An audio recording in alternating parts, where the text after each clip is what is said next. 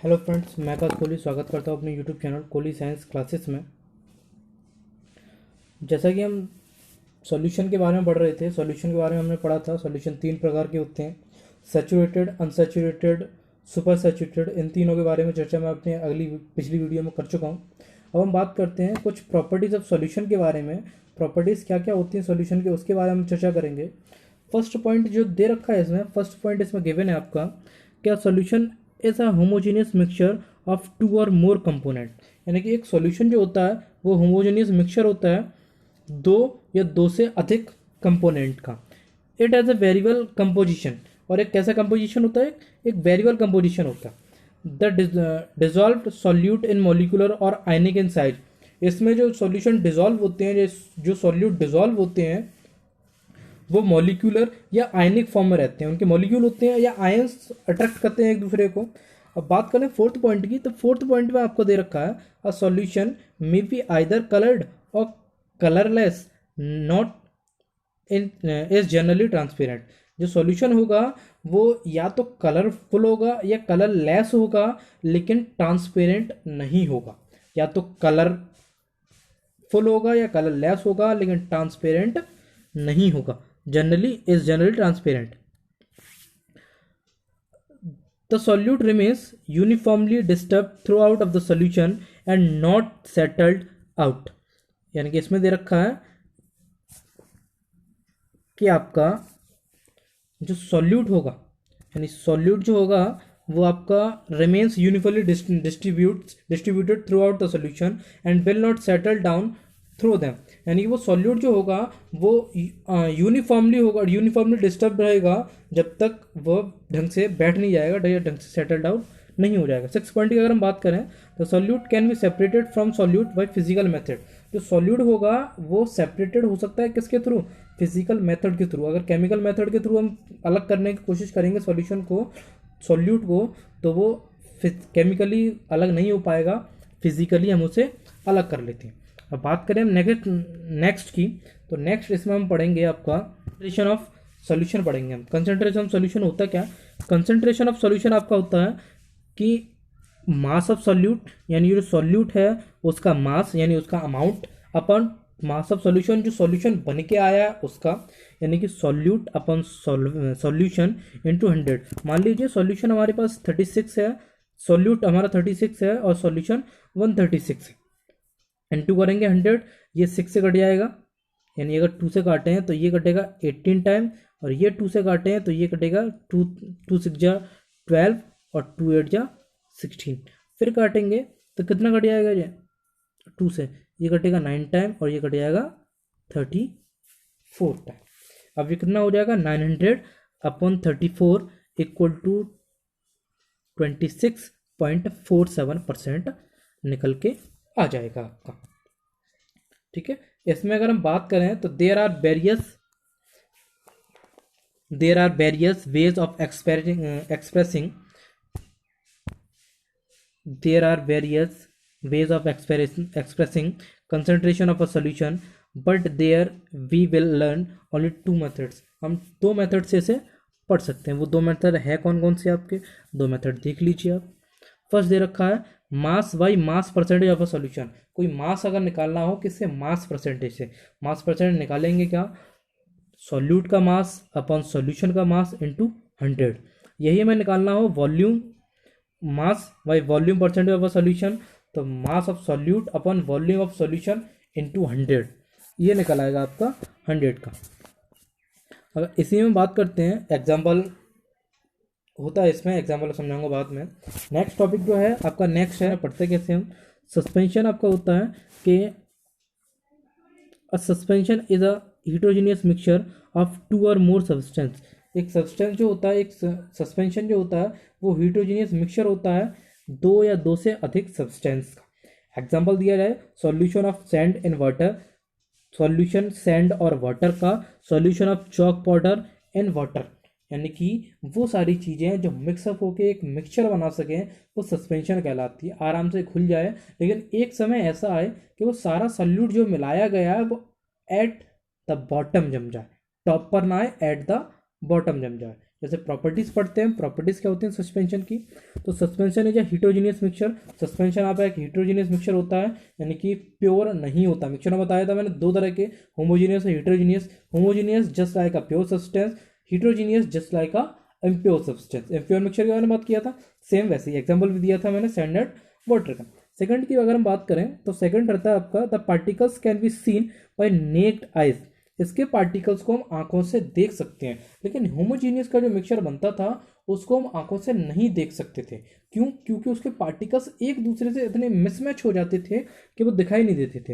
Homogeneous का मैंने example लिया था sand sorry sugar and water. Sugar and water का जब कोई सोल्यूशन बनाते हैं तो उसमें शुगर के जो पार्टिकल्स होते हैं वो वाटर पार्टिकल्स से इतना मिल जाते हैं कि दिखाई नहीं देते, उन्हें हम अपनी नेक्ड आई से नहीं देख सकते। लेकिन हिट्रोजीनियस में ऐसा होता है कि उनको हम अपनी नेक्ड आई से देख सकते हैं कि हाँ इसमें बालू मिली हुई है या इसमें चौक पाउडर मिला हुआ है। जो भी दिखाई देने वाली सब्सटेंस होंगे वो सस्पेंशन होंगे आपके।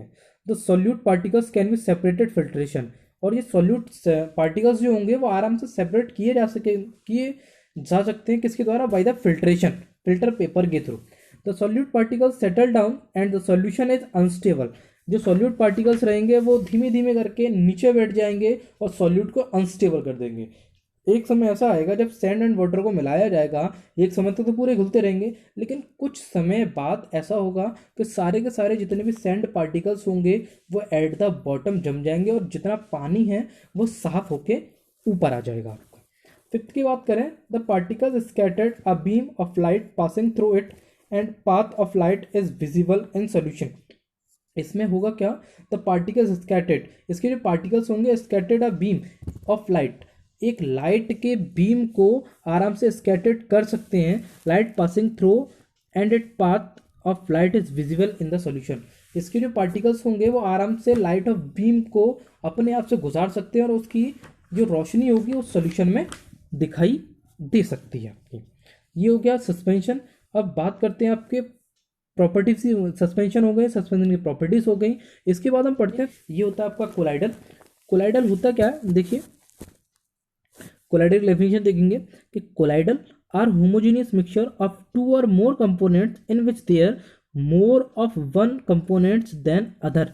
यानी कि मैं सिंपल से समझाने की कोशिश करता हूँ आपको कि कोलाइडल पार्टिकल्स आपके वो पार्टिकल्स होते हैं जो वाटर में डिजॉल्व तो होते हैं, लेकिन एक समय ऐसा आता है कि उसके सारे के सारे पार्टिकल्स एट द टॉप आकर जमा हो जाते हैं। सस्पेंशन हमने पढ़ा था कि सारे के सारे पार्टिकल्स एट द बॉटम चले जाते हैं। कोलाइडल में हम पढ़ेंगे कि सारे के सारे पार्टिकल्स जो भी सॉल्यूट मिलाया जाएगा उसके सारे पार्टिकल्स एट द टॉप आ जाएंगे। Suspension bottom, colloidal top. In the solution terms solvent and solute are used for the components, but at colloidal the terms dispersing medium and dispersing phase। अब dispersing medium and dispersive phase होता क्या है वो समझाता हूं मैं आपको। dispersion medium and dispersive phase होता क्या, ये काम करता है वो समझाने की कोशिश करता हूं मैं आपको। dispersive medium and dispersive phase, वो देखिए आप, ये फिगर आ रहा है आपके सामने। डिस्पर्सिव मीडियम डिस्पर्सिव फेज की बात करते हैं। डिस्पर्सिव फेज क्या होता है और डिस्पर्सिव मीडियम क्या होता है उसके बारे में हम चर्चा करने वाले हैं। कि dispersed phase in one of two phases in colloidal, यानी डिस्पर्जन फेज एक दो फेसेस में एक कोलाइडल होता है, लेकिन डिस्पर्जन मीडियम में is the continuous phase of colloidal. इसमें सारे के सारे जो फेज रहेंगे वो कोलाइडल के रहेंगे। डिस्पर्जन फेस में कोई दो में से एक फेस कोलाइडल रहेगा। डिस्पर्जन मीडियम में दोनों के दोनों फेस या सभी के सभी फेस जो आते जाएंगे वो कोलाइड होंगे। ये डिसकंटिन्यूस होता है, ये कंटिन्यूस होता है। नोन एज इंटरनल फेस, ये इंटरनल अंदरूनी फेस में काम करता है और ये आपका एक्सटर्नल फोर्स में काम करता है। ये आपका अंदरूनी फेस में काम करता है और ये आपका एक्सटर्नल फोर्स में करता है। Example dust particles in air, dust particles आपके एयर में, और ये आपका दे रखा है water and milk, water milk में। ठीक है, डिस्पर्जन फेज और डिस्पर्जन मीडियम आपके समझ में आया। फिर देखिए नेक्स्ट की बात करते हैं। कोलाइडल की प्रॉपर्टीज दे रखी हैं। कोलाइडल की प्रॉपर्टीज दे रखी हैं वो हैं आपकी कि colloidal is a heterogeneous mixture. एक कोलाइडल जो होता है वो हेट्रोजीनियस मिक्सचर होता है। The colloidal of particles of a colloid is too small to be individual seen by naked eyes, और इनको हम आसानी से अपनी नेक्ड आइज से देख सकते हैं। Colloidal are big enough to a sacred beam of light passing through if any make its path visible. इसमें होगा क्या, colloidal are big enough to scattered a beam of light, ये भी scattered a beam of light करेंगे through, if यदि, and make its path visible, अगर इसका path देखने योग्य होगा तो। दे do not settle down when left undisturbed, that is a colloidal is quite stable। इसके के सारे पार्टिकल्स नीचे नहीं जाएंगे, सेटल डाउन नहीं होंगे।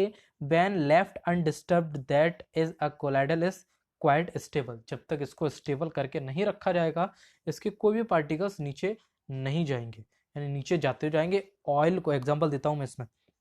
ऑयल को जब वाटर में मिक्स किया जाएगा, ऑयल को जब वाटर में मिक्स किया जाएगा तो होगा क्या, एक समय तक तो ऑयल वाटर में मिक्स होगा, लेकिन एक समय ऐसा आएगा कि ऑयल आपका वाटर में मिक्स तो हो जाएगा, लेकिन कुछ समय बाद वो उसके ऑयल के जितने सारे के सारे पार्टिकल्स होंगे वो एट द बॉटम आ जाएंगे।